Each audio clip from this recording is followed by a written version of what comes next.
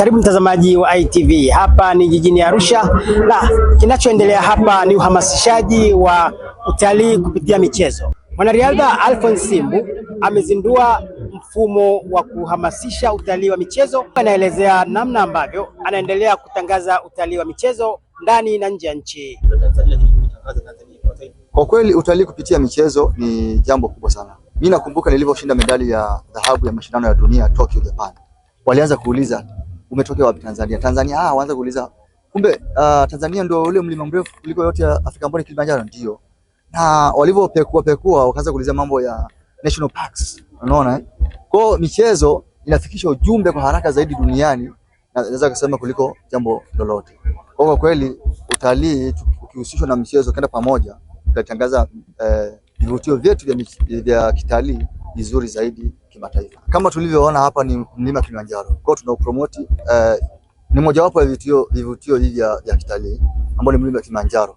Kwa tunatuma ujumbe kwamba duniani kule kwamba mlima upo Kilimanjaro ambao kila mtu anaweza kaja Tanzania na kupanda mlima Kilimanjaro. Kwa hii ni ishara kwamba na mimi nimepanda, lakini tunawaambia watu kutoka sehemu tofauti kwenye ulimwengu huu kwamba tunao mlima Kilimanjaro, mlima mrefu kuliko yote Afrika, na mlima uko Tanzania.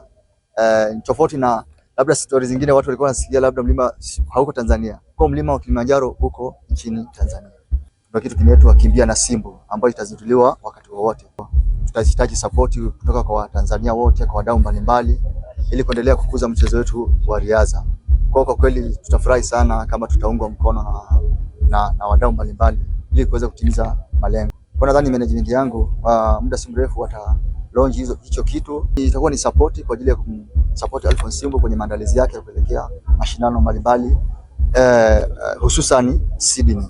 Kwa majina naitwa Moses Busa, brand manager wa Simbu Alphonce. Kitu kinaitwa sports tourism, utalii wa kimichezo. Ndio huo sasa. Umeelewa?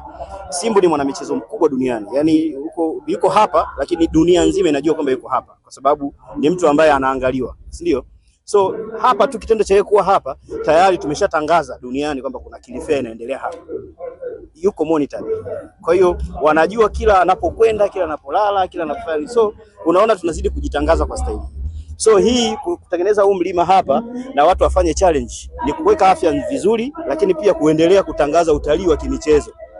Na ndio lengo. Unajua sasa hivi utalii wa kimichezo una nguvu zaidi kwa sababu wana michezo ndio wanatumika zaidi kwenye kutangaza utalii. Na sisi kama tunavyomuona Simbu hapa, tunaamini tutaendelea makampuni tofauti yataendelea kumtumia kutangaza utalii kule ambapo wanakwenda kukimbia. Baadhi ya wadau wanazungumzia ubunifu huu ambao wamesema ukiweza kuendelezwa na wanariadha wengine, huenda kile ambacho kinatokea sasa kwa wanariadha wa Tanzania kung'ara dunia nzima kinaweza kaongezeka maradufu. Naitwa Nancy Ngotea kutoka kampuni ya Zara Tanzania Adventure. Sisi kama Zara ni wadau wakubwa na tunamfuatilia sana Simbu katika jitihada zake za michezo na kuitangaza Tanzania kwa namna ya kipekee sana kwenye ulimwengu wa michezo, na uwepo wake leo katika maonyesho ya Kilifea na kushiriki katika Kilimanjaro Summit umetupa sisi inspiration kubwa, na wadau wengi sana wameweza kufika na kuonana na Simbu na kufurahia ushiriki wake katika Kilimanjaro Challenge ndani ya Kilifea 2026. Riadha wote wana michezo ambao wako nchini Tanzania. Hii ni opportunity, tumeona wenzetu kina Simbu ambao wanafanikiwa, ni namna pekee ya kuitangaza nchi yetu katika mataifa mbalimbali na kudumisha michezo, kwani afya ni jukumu la kila Mtanzania na pia tunatangaza nchi yetu. Kama Zara Tanzania Adventure tunawapongeza wanariadha, tuko nyuma yenu. Go go go, tangaza Tanzania, Zara tuko hapo nyuma. Asante sana. Kutoka hapa jijini Arusha, mimi ni mwanaspoti wako Asiraji Mbungi wa ITV.